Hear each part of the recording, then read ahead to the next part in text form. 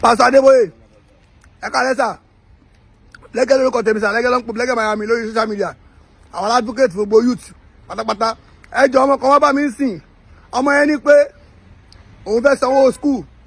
Mo dẹ̀ pọ́nmọ́ yẹn pé yọ ṣọ́ọ̀ṣì wo ló ń lọ, onídìímù lòun ń lọ. Mo dẹ̀ mọ̀ pé ní school tẹ kọ́ tẹ pè ní private school. Ẹ jọ ṣèbí àwọn ìyá ọmọ yìí náà lọ ń dáwó tẹ fi kọ́ school. Ẹ jọ tọ̀ yẹ sábà bínú sà o, my pastor ẹ má bínú sà láti ẹ má bínú sà.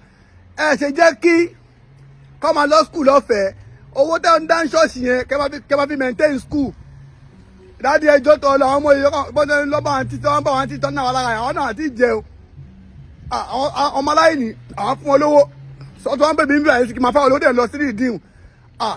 Ẹ wo ṣé rí àwọn staff tó ń ṣiṣẹ́ ní ṣọ́ọ̀ṣì yẹn àwọn staff tó láwọn ṣiṣẹ́ fọ́lọ́hún tó tún gba sálárì lọ́wọ́ yẹn ẹ bá wa báńdì ẹ̀ ẹni tó bá ti lè ṣiṣẹ́ fọ́lọ́hún lọ́fẹ̀ẹ́ kó máa lọ́lé ẹ̀ ṣẹ́gbọ́ ẹ bá bínú sà ọlọ́run ṣàgbà lọ́dún sà ẹ bá ń tó kíní síta ìjọ́ntọ́ ọlọ́run ẹ̀yin dídí ẹ̀yin ọmọ ìdí ẹ má bínú ìjọ́ntọ́ ọlọ́run mo kàn ní kọ̀ọ̀fì yóò ti yé yín kọ́ tí mo sọ o. Pastor Adeboye.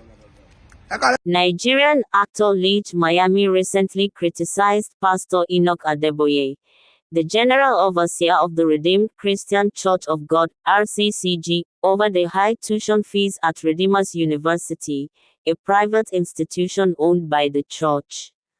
LEGE Miami took to social media to highlight the struggles of some RCCG members who are unable to afford the school's fees despite contributing tithes and offerings to the church.